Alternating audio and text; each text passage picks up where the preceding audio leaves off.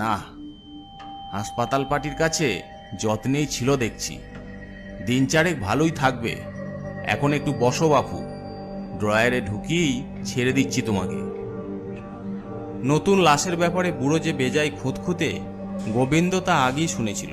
বলল,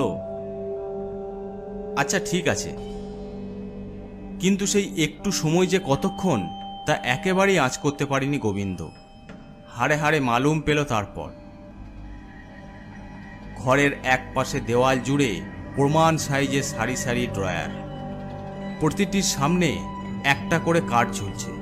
সেই কার্ডের ভিতরে ঢুকানো লাশের বিবরণ লেখা। লোকটি টেবিলে লাশটা ফাঁকা একটা ড্রয়ারে ঢুকিয়ে দিল, তারপর একটা লেবেল ঝুলিয়ে দিল। এরপর কাগজে সই করল। সই করা কাগজ ফিরে পেতে এক মুহূর্ত দেরি করেনি গোবিন্দ। তাড়াতাড়ি গাড়িতে উঠে পড়ে। উফ, ওই ভয়ানক ঘরের ভিতর দম বন্ধ হয়ে আসছিল। এইসব ছেড়ে দিয়ে অন্য কাজের ব্যবস্থা করতে হবে। কিন্তু বিকল্প কাজের ব্যবস্থা আর হয়ে ওঠে না।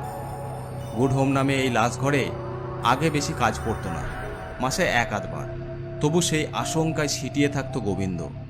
ইদানিং প্রায় আসতে হচ্ছে। আসলে দিনকাল পাল্টে গেছে। দিনের মধ্যে সৎকার আজকাল অনেক ক্ষেত্রেই হয় না। ছেলেমেয়েরা বাইরে থাকে, বিদেশ হলে তো কথাই নেই, আসতে 3-4 দিন লেগে যায়। অগত্যা গুড হোমের মতো লাশঘরই ভরসা, যেখানে লাশকে বেশ কয়েকদিন রেখে দেওয়া হয়।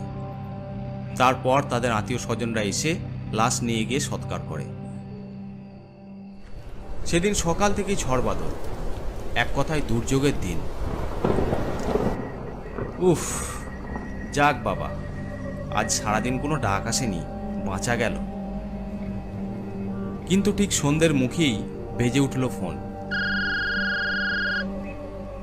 ধরতেই ওদিক থেকে সৎকার সমিতির ম্যানেজার হারাধন নন্দীর গলা। গোবিন্দ, লাশ আনতে হবে কল্যাণীর ওইদিকে একটা হাসপাতাল থেকে।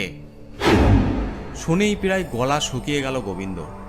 এই সন্ধেই গ্যারেজ থেকে গাড়ি বের করে অত দূর পৌঁছাতে সময় লাগবে যথেষ্ট। তারপর লাশ নিয়ে ফিরতেও সময় কম লাগবে না। বলল, আজকে রাতটা বাদ দিলে হয় না হারাধনদা? এই জলকাদার পথ, কথা দিচ্ছি কাল ভোরেই বের হয়ে পড়ব। খেপেছিস? একই দিন চারেকের পুরনো বডি, ছেলে আমেরিকায় থাকে।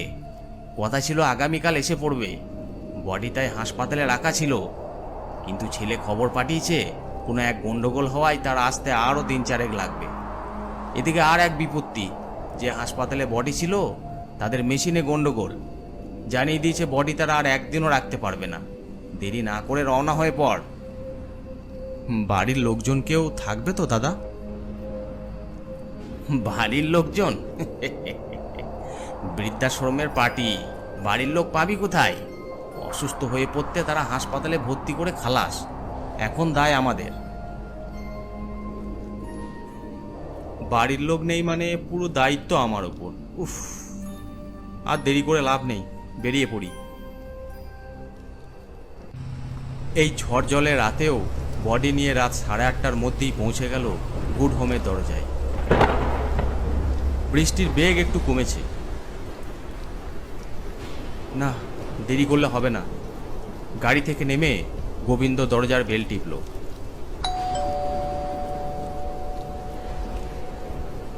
কি ব্যাপার, কেউ নেই নাকি? সে আরও 5 বেল টিপল। হঠাৎ দরজা খুলে যে মানুষটি উঁকি দিল তাকে একেবারেই আশা করেনি গোবিন্দ।